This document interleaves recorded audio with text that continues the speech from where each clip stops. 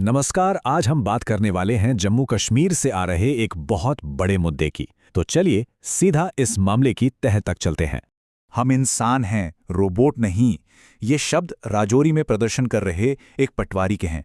और जानते हैं, बस ये एक लाइन ही इस पूरे संघर्ष का जो मानवीय पहलू है उसे हमारे सामने लाकर रख देती है। आज हम यहाँ परत दर परत ये समझेंगे कि आखिर जम्मू और कश्मीर में पटवारी इतने नाराज क्यों हैं और क्यों वो हड़ताल कर रहे हैं। तो चलिए शुरू करते हैं। असल में हुआ क्या? हाल ही में पूरे जम्मू कश्मीर में पटवारियों ने एक पेन डाउन स्ट्राइक की, मतलब काम बंद। चलिए देखते हैं इसका मतलब क्या था। यह हड़ताल 3 दिन चली। इसे ऑर्गेनाइज किया था ऑल जम्मू एंड कश्मीर पटवार एसोसिएशन यानी AJKPA ने। तो 13 अप्रैल को ये शुरू हुई, 15 तक चली और फिर 16 अप्रैल को सरकार से मीटिंग के बाद फिलहाल के लिए इसे रोक दिया गया। और इसका असर बिल्कुल फौरन और काफी गहरा पड़ा। जमीन के रिकॉर्ड से लेकर म्यूटेशन तक सारी जरूरी रेवेन्यू सर्विसेज एकदम ठप पड़ गईं।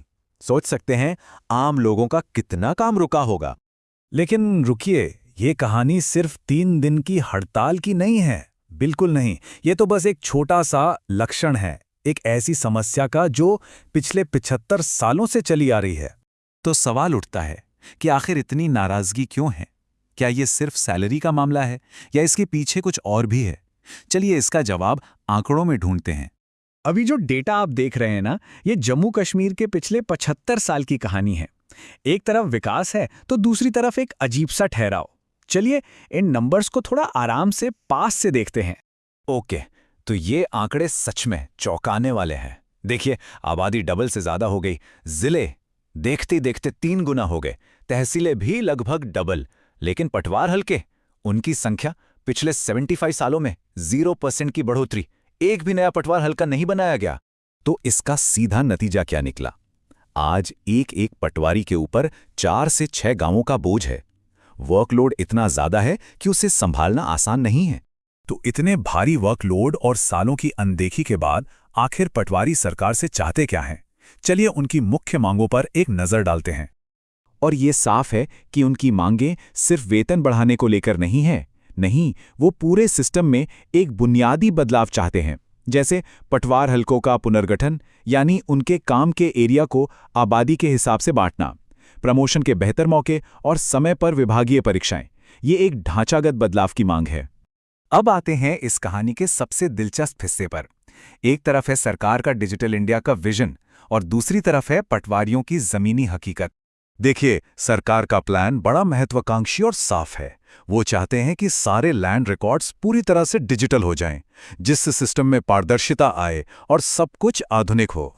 और इसके लिए एक प्रोग्राम भी है, DILRMP, यानी digital India land records modernisation programme.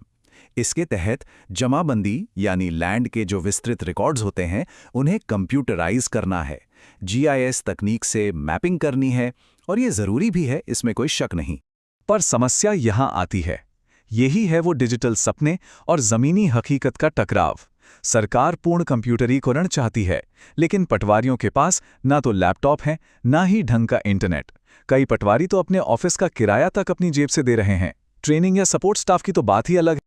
तो अब हम एक ऐसी स्थिति में आ गए हैं जहां एक तरफ सरकार के बड़े प्लान्स हैं और दूसरी तरफ उन प्लान्स को जमीन पर उतारने वाले लोगों की बुनियादी जरूरतें। तो अब आगे क्या होगा? तो जैसा हमने पहले बात की, सरकार के आश्वासन के बाद पटवार एसोसिएशन ने हड़ताल फिलहाल के लिए रोक दी है। लेकिन मैं फिर से कहना चाहूंगा, ये आखिरी फैसला नहीं है, ये बस एक ठहराव है। और इस ठहराव के पीछे एक शर्त है, एक 45 दिन का अल्टीमेटम। पटवार एसोसिएशन ने सरकार को 45 दिन का समय दिया है अपनी मांगें पूरी करने के लिए। और अगर इस डेडलाइन तक कुछ नहीं हुआ तो उन्होंने अनिश्चितकालीन यानी इनडेफिनिट स्ट्राइक की चेतावनी दी है। इस बीच सरकार की तरफ से भी एक सकारात्मक संकेत आया है। एक ड्राफ्ट नोटिफिकेशन प्रस्तावित किया गया है जिसमें 10,000 से ज्यादा नई पोस्ट बनाने की बात है, जिसमें लगभग 4,800 पटवारी भी शामिल हैं। इसका मकसद विभाग को आगे बढ़ाना है, लेकिन याद रखिए यह अभी सिर्फ एक प्रस्ताव है, फाइनल नहीं। तो फिर इस समस्या का हल क्या है? पटवारी एसोसिएशन सिर्फ प्रॉब्लम नहीं गिना रही है, बल्कि उन्होंने कुछ बहुत ही ठोस मांगे भी सामने रखी हैं। उनका मानना है कि इन मांगों को पूरा करने से सिस्टम सुधर सकता है। एसोसिएशन की मांगे जो हैं वो 4 मेन पिलर्स पर टिकी हैं। सबसे पहला, काम का बोझ बहुत ज्यादा है तो उसे ठीक किया जाए। दूसरा, ग्रेड पे बढ़ाया जाए। तीसरा, जो प्रमोशन सालों से अटके पड़े हैं उन्हें क्लियर किया जाए। और चौथा, भर्ती के कोटे में बदलाव किया जाए। अच्छा, इन मांगों को थोड़ा और डिटेल में समझते हैं। एसोसिएशन का कहना है कि एक पटवारी से 10 तरह के काम लेने के बजाय काम का सही से बंटवारा होना चाहिए। फिर जिन पटवारियों का 2024 से प्रमोशन हुआ है उनकी पोस्टिंग को फाइनल किया जाए। साथ ही गिरदावर कानूनगो की सीनियरिटी लिस्ट में जो कन्फ्यूजन है उसे खत्म किया जाए। और आखिर में नायब तहसीलदार के प्रमोशन कोटे को लद्दाख की तरह 75-25 के रेशो में लाया जाए। अब बात करते हैं सबसे अहम मांग की, जो पैसों से जुड़ी है। ये मांग बहुत सीधी सी है।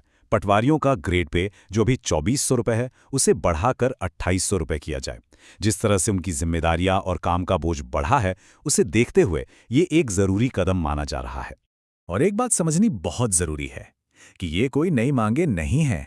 ये पटवारी पिछले 10 साल से, मतलब एक दशक से इन मांगों को उठाते आ रहे हैं और शायद यही लंबा इंतजार अब उनके सब्र का इम्तिहान ले रहा है। जरा इस टाइमलाइन को देखिए। 2014 में पहली बार यह मांगें उठाई गई थीं। 10 साल गुजर गए और आज 2024 में भी प्रमोशन जैसे जरूरी मामले लटके हुए हैं। और अब एसोसिएशन ने सरकार को अप्रैल 2026 तक का अल्टीमेटम दे दिया है। कहा है कि अगर मांगें पूरी नहीं हुई तो वो सीधी कार्रवाई करेंगे। तो सालों के इंतजार और अनसुनी मांगों के बाद एसोसिएशन अब एक बड़ा कदम उठाने की तैयारी में है। ये उनकी तरफ से एक आखिरी चेतावनी है और वो है एक पेन डाउन हड़ताल। और आखिर में ये एक बड़ा सवाल खड़ा होता है। हम सब डिजिटल इंडिया की बात तो बहुत करते हैं, लेकिन क्या ये बदलाव उन लोगों को पीछे छोड़कर आगे बढ़ेगा जो असल में जमीन पर इसे मुमकिन बना रहे हैं? ये मामला सिर्फ पटवारियों की मांगों का नहीं है, बल्कि ये हमारे डिजिटल भविष्य की दिशा भी तय करता है। ये सोचने वाली बात है ना।